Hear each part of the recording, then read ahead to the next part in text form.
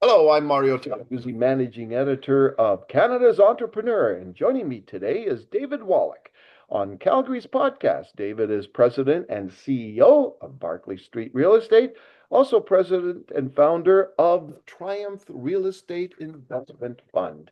Thanks, David, for joining us today. It's a pleasure, and thank you for having me. Okay, let me just first of all talk a little bit about both entities. Let's start with Barclay. Tell me a little bit about Barclay and what you folks do. Barclay Street is a commercial real estate brokerage and property management, third-party property management. We deal with all commercial aspects of real estate, industrial, retail, office, investment sales, and we manage condo boards and commercial properties. That's what Barclay does. And what about Triumph? Triumph was or is an investment fund that we bought properties both sides of the border, focused on Alberta, Arizona, and Colorado. And we sold some of the properties, and we're in the process of selling a few more.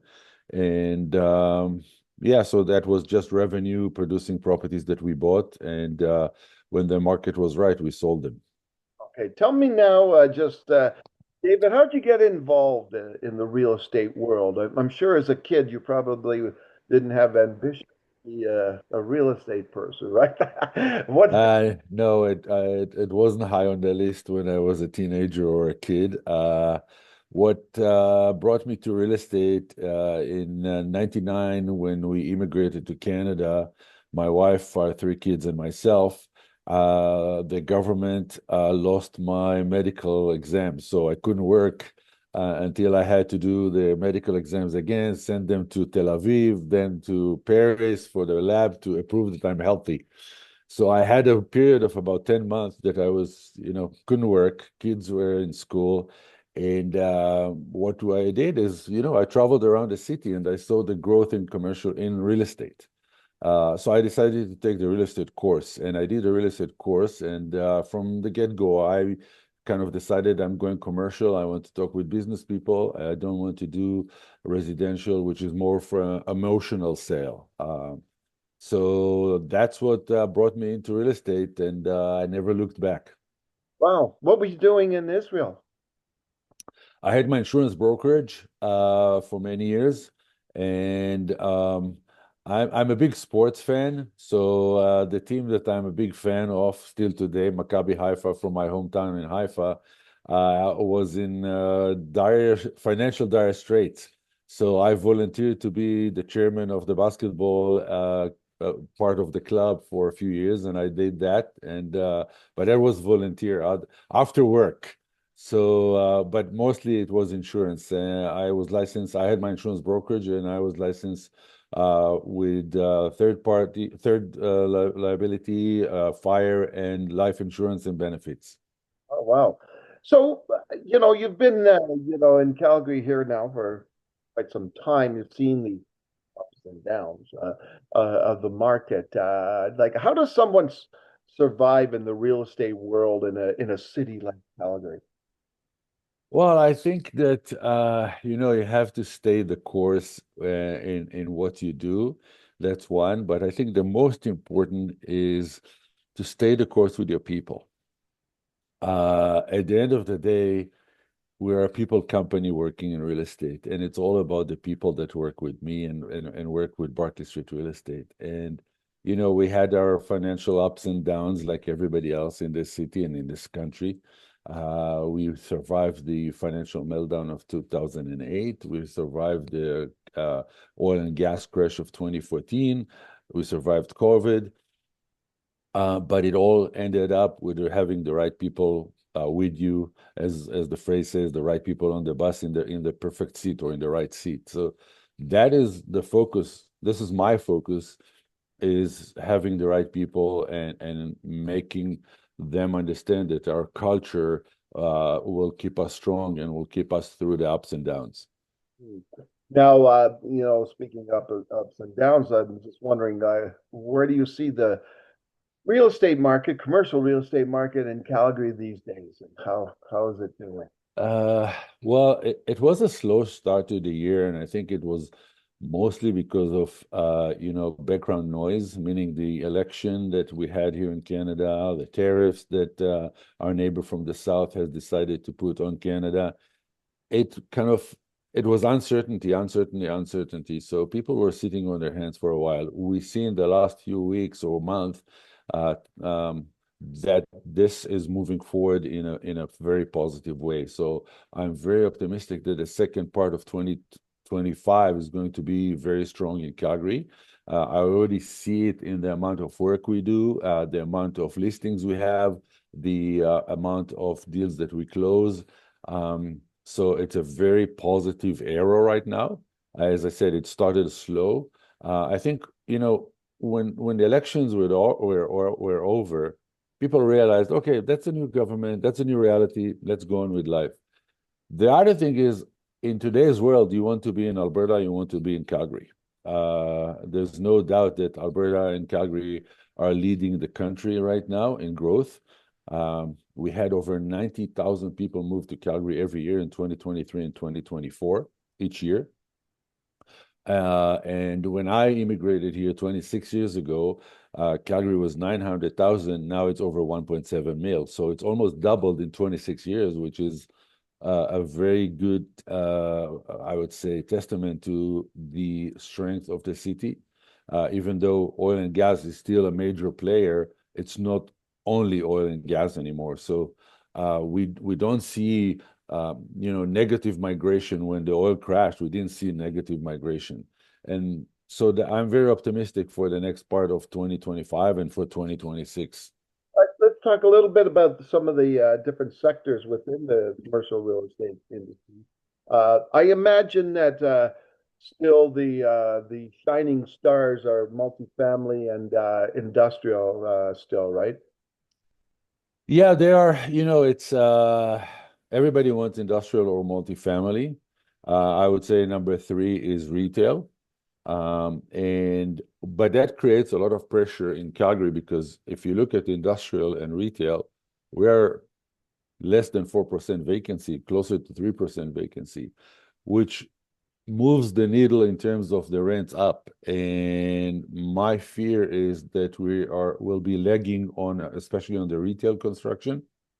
When people move here, when you have almost 200,000 people move within 2 years, they need furniture, they need house, everything for their house. They need jobs, and they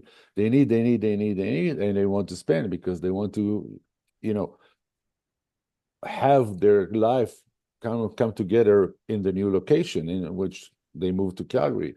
That happened to us 26 years ago. And, we were buying every month, we were buying new stuff to our home, making it, a cozy home for us after we immigrated. And I the same is happening right now. So I think that we're lagging on the industrial and the retail construction. And I hope that I hear good things about, the city red tape is decreasing in terms of the time that it takes to get DP, which is a very positive, I would say, a move. And for years, we were criticizing the city and the administration. So, I spoke yesterday with one of the developers in town, and he told me he got his DP within 7 or 8 months for a few hundred units, which is, if you go back 3 years, it was unheard of. Um, so that's kind of where we see the strength is multifamily, industrial, retail, and then comes office as at the bottom of the pile still. And I think that we'll see. But what the interesting thing we saw and we see is that a lot of private money is coming to Calgary. A Hmm. lot of private investors are buying in Calgary, including office. They have deep pockets. They take the opportunity to buy it cheaper than construction cost and replacement cost. So and they have the patience. So we see that as a positive movement for Calgary. Now, the other aspect, obviously, is the office space, especially downtown. You talk a little bit about the downtown office market and where it's at, and also a little bit. I just noticed that the city has added 10 more conversion projects in the downtown, and how is that program working? And uh, yeah. Well, I think the city had a target of taking 6 million feet out of the office into residential, and the thought behind it was one is to decrease the vacancy in the office, so to increase the value of those buildings because the city lives from property tax, and three, bring more people to live downtown and make it a more vibrant downtown after 5 o'clock or after 6 p.m. Because Calgary was known that after at 5 or 6 p.m. downtown was vacating, everybody was going suburbia. The question, or the one thing I'm missing is some of the conversion, and I can't point my finger which buildings, but some of the conversion I would like to see bigger condos that people that are empty nesters or people that have the ability to buy a more expensive condo and a high-end condo like Lacaille on the Bow that we have um, will be moving to downtown, and not just the small, small condos that or apartments that students can rent or people can rent. And I think we have to create that mixture of opportunities and mixture of demographics in downtown, not just, one size fits all, the 500, 600, 700 square feet or 1,000 square feet, but to see some of those downtown, like other big cities, that people that have the means can buy and want to live downtown. Now, David, you as a business, you and Barclay Street compete against some global giants out there in the market, right? I'm not going to mention any names. We all know who they are. Big commercial real estate firms. You're kind of more of a boutique a business. Tell me how you're successful in that environment, and what are your success? Well, I think that you mentioned all the big whales, and if I look back to COVID, and let's start with COVID, uh, we were in the office through the entire time. We never shut our office. Real estate was assigned as an essential services, and for the first 2 months after when the lockout happened, we were 50-50. And then after 2 months, everybody was back in the office. So we were there, we were answering the phone, we were meeting people with all the restrictions that we had at the time. Moving forward, I think that again, it comes down to people, and it comes down to having the right people. And I see from the amount of, I don't think we had as much work as we have right now, probably in the last 5 or 6 years.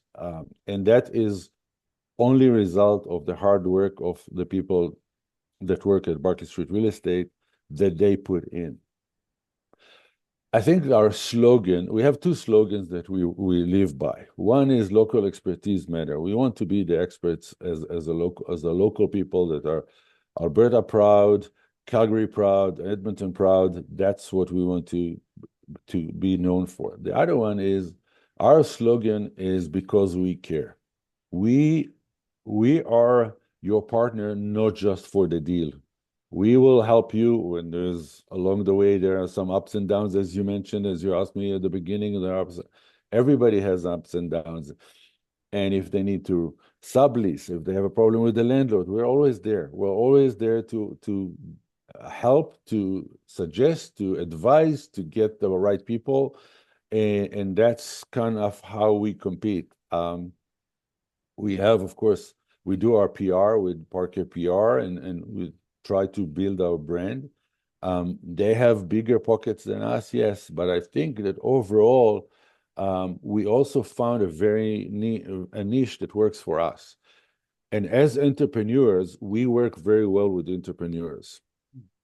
The interesting thing is we started getting work also from institutional landlords just because they saw our success with the entrepreneurs in leasing space that was vacant for many months, leasing space that other some of the whales had listed and didn't do anything about it. We won't take a listing just for the sake of listing. We'll take listing to fill it up, to sell it, to do something. And I think that makes a big difference when you have the results, when you deliver results. That makes the difference, and I think that's what differentiates us from others is being the mavericks. If you talk about Calgary and going to the Stampede and soon, we're being the mavericks of the city in terms of commercial real estate. Let's talk a little bit about you, David. So I noticed on, I think it's your Instagram account, you have yourself called you're the Israeli cowboy, right? Yeah, I'm very proud Israeli, and I'm very proud to be Albertan and live we're getting to Stampede. You'll see me at every event with my cowboy boots, my buckle, my cowboy, my hat. I year round. I wear my boots year round to not every day to the office, but at least once a week or twice a week I wear the boots. I have a meeting tomorrow with Alberta Boot to get new boots. So So I like, coming from Israel with such a vast history of 3,500 years, I respect the history here, and I want to cherish the history here because I think that without history, you can't build the future. Without relating to your history, you can't relate. And the history here is the West, is what we are celebrating during Stampede. now, when I'm assuming when you first moved to Calgary, that was your first Stampede. Yeah, and it was 1999 was our first Stampede with our kids, and the kids were young at that time. Now they are all grown up, and some of them already have kids. So that was our first Stampede, and the funny thing about that Stampede, if you ever, I'll tell you an anecdote. We walked through the Stampede ground, and all of a sudden I see the Canadian Army display. So, coming from Israel, I served in the army as a staff sergeant for many years, and I show my kids, I use this, and there's a young corporal standing there, and I asked him, "What are you doing here?" And he says, "Well, recruiting people for reserve." I said, "Can I apply?" And him being a very nice, polite Canadian, trying to tell me that I'm too old. And he says, well, we have an age limit. So I asked him, does experience matter? He said, what do you mean? I said, I just immigrated here and I was 22 years a staff sergeant in the Israeli army. He says, just a second. He calls his officer out. And I said, I was just kidding. I'm done with this. So that was my first Stampede. Wow. Uh, just as an aside, you mentioned being in the Israeli army. What did you learn from that experience? Well, I think that the first thing or the couple of things that I've learned is, you have to lead by example. You cannot ask people to do things you're not willing to do.